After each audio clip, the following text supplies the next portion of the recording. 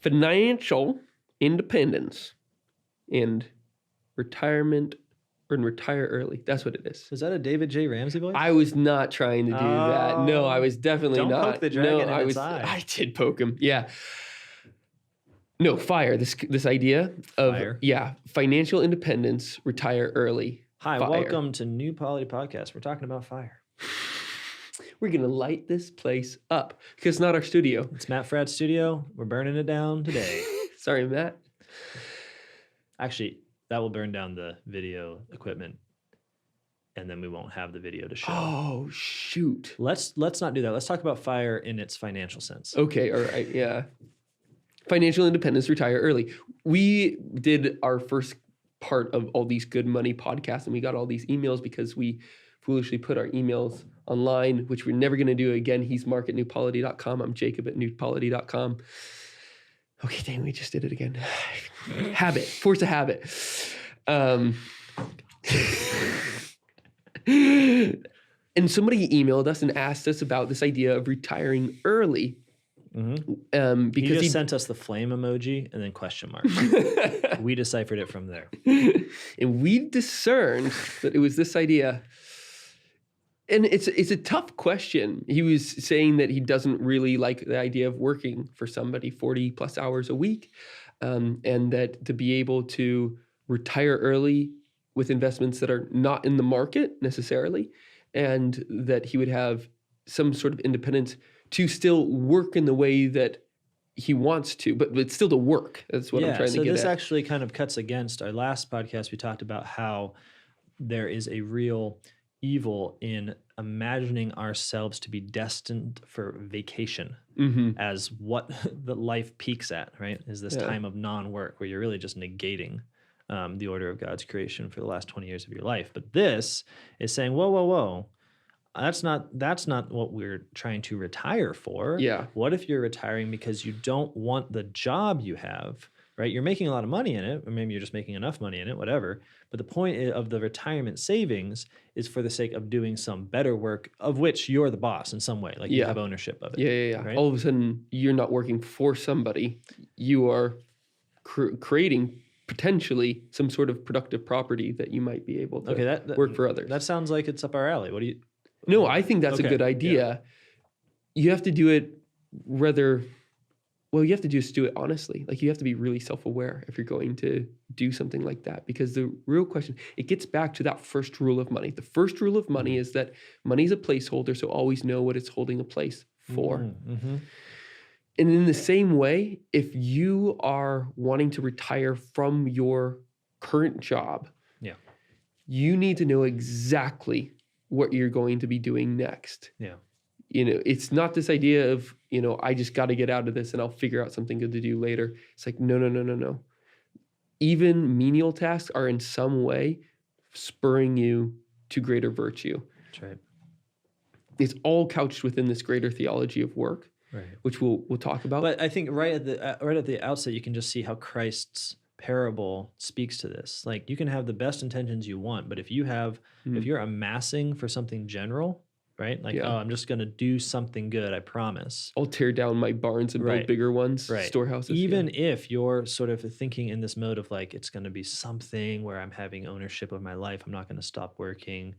If you allow yourself just to amass money with that in mind, there's two things that are happening. One is you're building up the general habit of amassing much more than you're building up the habit of saving for a purpose. Yes. Right? So it might seem you got the best intentions right now, do it for 7 years and see if at the end of the 7 years, you're really good at saving for a big expenditure, or if you've essentially trained your heart just to amass. I hear this oftentimes. We're still in the academy kind of, and I hear this all the time, like just don't show your real opinions in what you publish.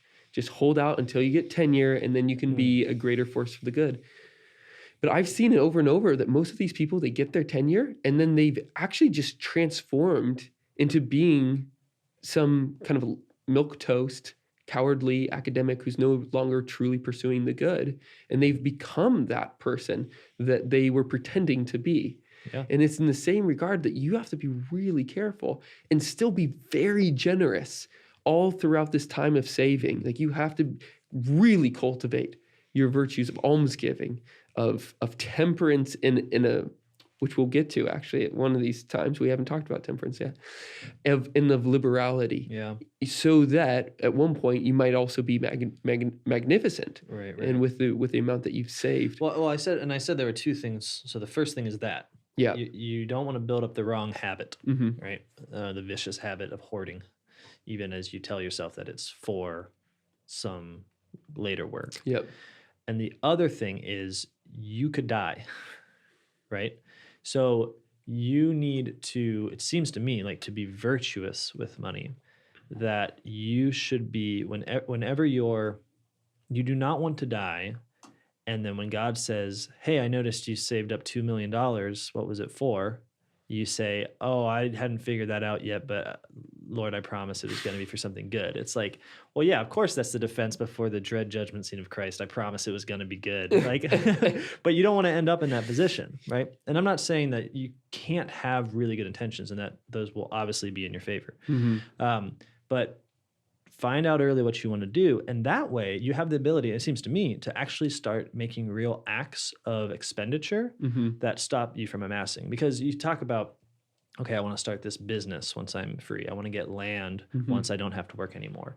Yeah. You don't actually have to wait for the big payoff. I mean, in some cases you do. Sometimes it has to be like, okay, I really need, I don't know, $250,000 to buy this land that I'm going to do this thing on, right? Yeah. But if you want to do a business, there's all sorts of property that needs to be done. There's all sorts of relationships that need to be built, land that needs to be bought. You can start over time. Exactly. And that way you're not locked into this, I think, precarious mindset of like, well, I'm going to amass. I'll do it. Yeah. I promise to myself that I'll do it. And it's probably just wiser that way anyways, just in terms of the business, because to my mind, it's like this. To start on a venture, any venture, it takes a kind of accumulation of time and effort and learning, whether it's tools or techniques or learning about a particular piece of land. And yeah, build that's it up. true. Build it up, man. There's some, maybe we could be a bit more nuanced on that, where if something just doesn't work until you've hit that mark, but at the same time, then you have to prove it to yourself before you get there. Well, there is... But I do want to go back to this idea of escaping from the stranglehold of a bad job. Yeah. Because I think in the modern age, we've created a lot of very bad jobs, things that dehumanize us, and they're not up to the standard of dignity that God created us with. Things that don't work for the common good. Well, that's first and foremost. Yeah. Like things where it's like, okay, what am I doing? What am I giving to others? And then you really have to stretch for any real answer besides money. Right. Yeah, absolutely. And within this idea of like things not really working for the common good, you inevitably get jobs that, I mean, this is a really important point. If you're not creating something or investing in something that's for the common good, you will then produce jobs that are dehumanizing. This is like our friend who packaged 30 boxes per minute while working at Amazon. That is a job for a robot. It's not for a person. They haven't, figured out how to get robots to do it yet. And so they get people instead. A lot of factory jobs that aren't really utilizing the rationality of a person endowed with this intellect by God. And you're instead setting it off to the side, trying to make them set it off to the side. So in a real sense, the human becomes more bestial in the labor that they're doing. Totally. Yeah. Marketing jobs strike me as often doing this. I say this with Alex Wren behind us. Trying desperately to market New Polity to the 300 people that would possibly be interested in it. Sweet man. I don't feel like that's fair to Alex. I'm sorry, Alex. Yeah. Sorry, Alex. But I know there's quite a number of jobs that really don't hit this. I mean, I could even say that perhaps about like a bus driver to a certain degree. And this is no slight to the bus driver or to the factory worker or to somebody boxing. Like our economy is set up for them to fail. This is a slight against the owners. Sure. So there's a lot of things that is worthy of escaping from. Yeah. And one of the things that we really have to be aware of is that within our modern age, we've created jobs that don't allow for people to become masters of their craft. Mm-hmm. So what do I mean by this? And I'll back up even further. One of the things that's so regrettable about people taking a retirement when they're 60, 65, even sharp 70-year-olds, is that they're masters. They've figured it out, and we as younger people need to learn from their wisdom. Like, we actually need them to be in the force. Maybe they won't be working as much. They tire more easily. I don't know. Try more electrolytes. I'm not sure, but we need them to guide us. Sure. Well, there's a whole subset of jobs in our modern society that are constantly changing, and I think software engineering is one of these, where you're out of the game for 6 months and the game has totally changed. So that when you hit 65 years old or something like that, you don't really have that much to pass on to the next generation. Totally. We live in this technocratic state in which we have this mega monopoly on technology itself, which is ever expanding, and that means it's also, by the nature of it, ever changing. And so there's certain regard of, if you are finding yourself in these jobs, don't worry that much about it. If you're able to get out of the jobs, go for it. But don't do that so that it's then becomes where you introduced a great burden or stress to your family. Mm-hmm. I think that's an important thing, is that a lot of these principles that we're bringing out are radical, and we're all necessarily going to be hypocrites for a while before we're able to cultivate a culture that's in which we're able to live by them. It took hundreds of years to develop Christendom, and what we're theorizing is a slight return to that. Yeah, no, it does seem that once you reduce work to the making of money, then you do lose that usefulness of the master, right? And you do gain a lot of work that is exchangeable. Like, people don't necessarily want to be in their jobs; they're just doing it for survival. Might be fun. It could be, yeah. It can be fun to just make money, I guess. I don't know. Never done it. Well, I mean that by, like, you might enjoy your programming job. Yeah, totally. Yeah. Find the work that's really for the common good, that really builds up the kingdom of heaven. And if what you need to do is just put your head down and save up money and work that job that isn't necessarily building up the kingdom of heaven, if that's the means by which you are able to extract yourself from the system, from the money system, then that's what you got to do. I mean, at some point, this is pretty simple. Like, everyone knows that sometimes you have to do crap you don't want to do. Yeah. And everyone knows that sometimes you're involved with systems that you didn't establish, but that it impinges upon you with a certain necessity. Like, if you live in California and you're paying rent for your family, you have to work a software job, as I understand the landscape of California. Sorry, that was mean. There's no need to do that. So that's not what we're saying.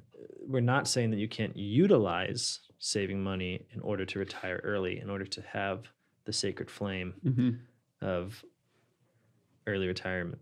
But I think you should know, again, you should know what that money you're saving is for, and you should be able to try to implement that plan as soon as you can to avoid the vice of accumulation without purpose. Let's talk about the theology of work, to end this out, because one of the things that we're assuming, both in the last podcast and in this one, is that work is good, and that retirement ceasing to work is bad.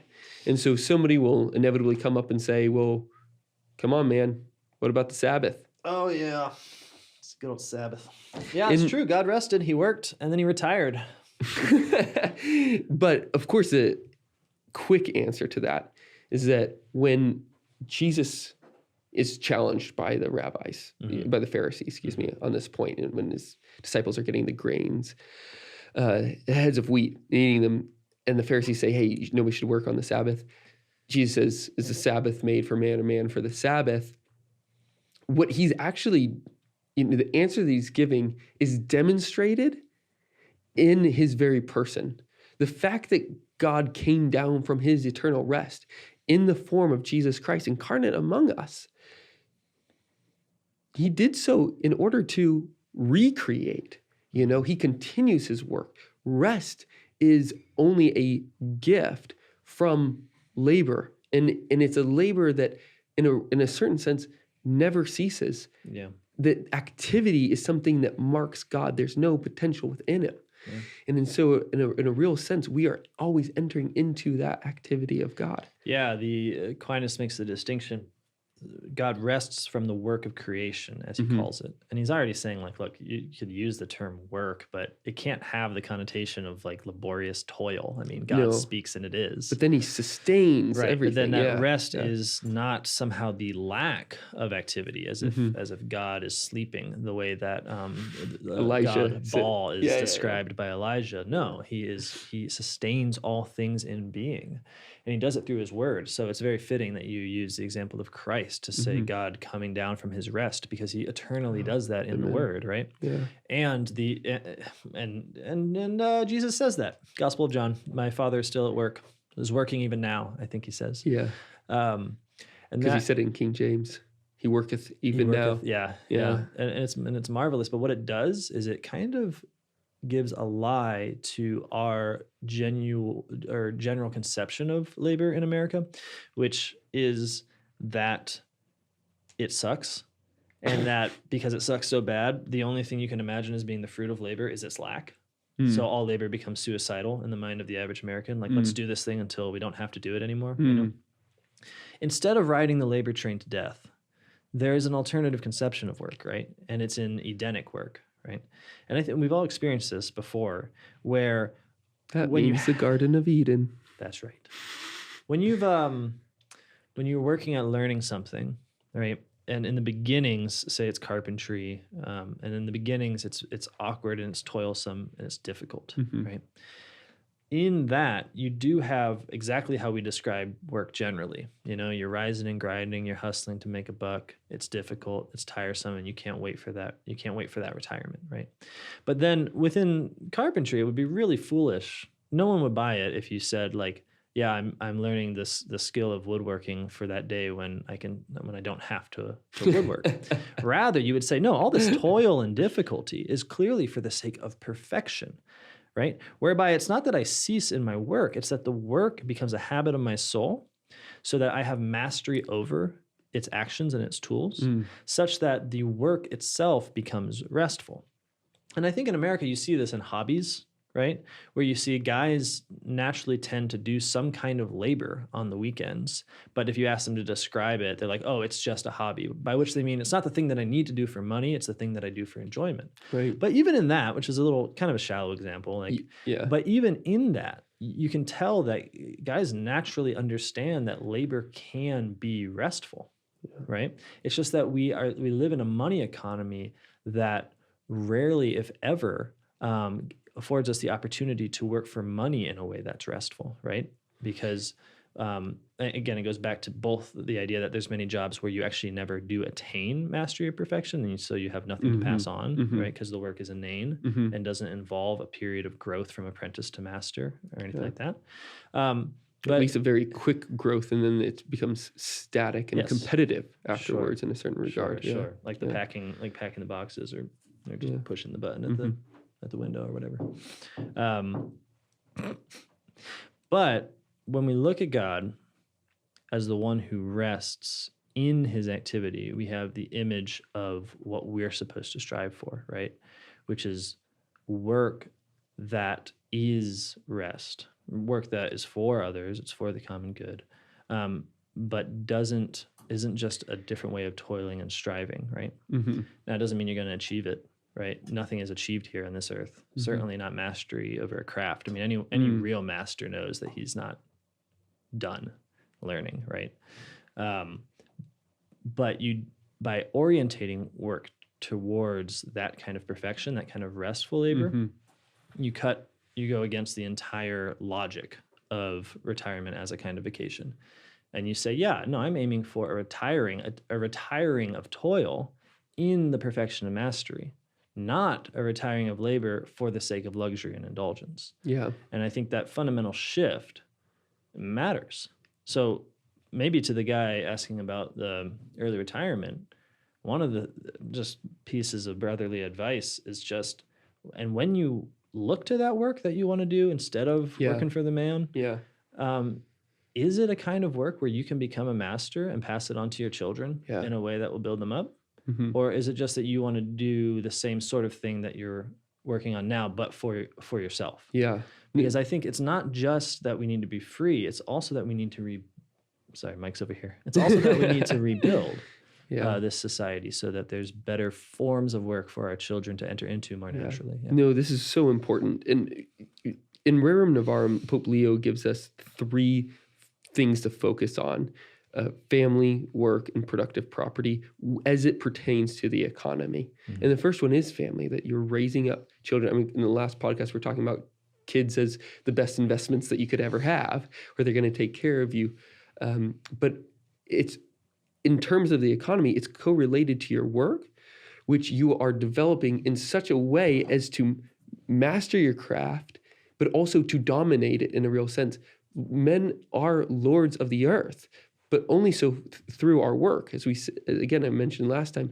And that's the structure of the Edenic toiling, where we are supposed to have our dominion through our labor. And in so far as we have successfully done that, cut back the brambles, we have found rest in our soul and in our jobs. We then turns that, and we turn it into productive property at that point. But that and then turns back to the family, where our kids have jobs that we can, as masters, hand it on to them, and they take up for themselves. And so within this dance between the parts of the economy, as Pope Leo lines up, we find a fulfillment, not surprisingly, in love, but also in the joy of children. I mean, Sirach says this. You were just actually mentioning this passage to me. Yeah, it says that call no man happy while he is alive. Yep. A man is known in his children. Yes. And there's a critique, Yeah, that's and then there's a critique, and then there's a blessing there, right? Where the critique is, if you think that you're going to know a man is happy because he has retired, you're wrong. That's not how you determine it. And I think just looking at the actual state of the average retiree is enough proof of that. Yeah. That's not how you determine happiness. It is in the ability of that person to live in such a way that their children, right, are virtuous, and that their children want to stay. Yeah. I mean, we talked about retirement last time as being like within the mentality that we have of retirement, it is a force arrayed against the family unto its dissolution. That's what it does. And so the opposite of it, whatever scheme you want to get a better form of work for yourself, has to be the opposite of that. It has to be a force for the unification and growth of the family, right? And because that's what all of the work is orientated towards, right? Yeah. It's towards building up the common good, which is composed of families. And so that's all I'm saying. You get it. Yeah. I feel like I got it. I feel like here at New Polity, like we start with this tone of like, we're gonna say something really radical. And then we're like, love your kids, man. Just love your kids. It does get back to common sense in a certain regard, but we've so constructed this crazy world that we think is reality. Yeah. And we just have to say, no. Actually, that's not. We created that for ourselves. Let's go back to what God created and end with love. Sum up your answer to the fire guy. Okay, fireman. Fire guy. Put out the fire. No, that's not true. Light the fire. Continue of the the Holy Spirit within you. That was Pentecost. That sounded like kind of a jazz, like I think that's what they were hearing then. Yeah, it wasn't Gregorian. John Coltrane. There's a church of John Coltrane. Let's not do this. Okay. This is my answer. Should I work hard to retire early to continue on working for myself now, or at least not for the man? Yes. But in doing so, cultivate the virtues primarily of almsgiving and liberality, so that you have begun to cultivate the dispositions in your soul that will allow you to be a generous man. Second thing, know exactly what you are building. Yep. Do not save a dime if you don't. Money's a placeholder, so always know what you're holding a place for. And if you have a bit of money, put it to use right there already for what it's going to be. Don't wait on that. And then third, make sure that it's a job that you can grow as a master in and that you could then hand on to your kids. This is the restoration of our society is going to be found in the domestic church, where your children are being raised up in freedom, not as slaves, but it's real Christians in this regard. And if they're going to only enter into the workforce as you did, then you actually haven't left them the Christian heritage that you could otherwise do. Thanks, Mark. Well, no, it's nice. It's like, well, what if you just create that job so your kids are right back in the same place? Yeah, and what are they doing? Saving for retirement. And we talk about slavery in various ways, but the truth of the matter is that slavery is just about not being controlled by somebody else. And so if there is and we've created a whole superstructure of slaves where people have to do certain things in order to survive today. But if you are able to save up enough to be able to extract yourself and your children and grandchildren from that, where they don't have to do the things of saving up for their retirement and just through the market, but actually getting away from all of the companies that have seized productive property from us and giving it back to your family. Gosh, what a gift. Yeah. That's a gift of gifts. Yeah, it's super rad. I mean, I think in whatever small way we can, we're hoping to do the same for our kids here in Steubenville. There's a lot of families here that are not here because they've found some way to make a bunch of money. You might be surprised to know it's not the place for that. Sorry. But it is the place to reimagine the economy and reimagine the meaning of work in light of the teaching of the Catholic Church. And so I think I'm excited. I'm really excited with ideas like this that people have that not from any standpoint of just like envy or bitterness, but from a true standpoint of longing for freedom, which should characterize the Christian heart. People are imagining new ways of living and of working. And I think that's awesome. So keep it up. If you have a particular situation that you're in and you want to ask us about it, we'll do our best to respond. We might not do a podcast, but we'll at least email you back. Yeah, that's true. And mostly Jacob, he's really good at emailing people back. Marc at newpolity.com. Yep. Jacob at newpolity.com. All right, guys, we'll see you next time. Jinx.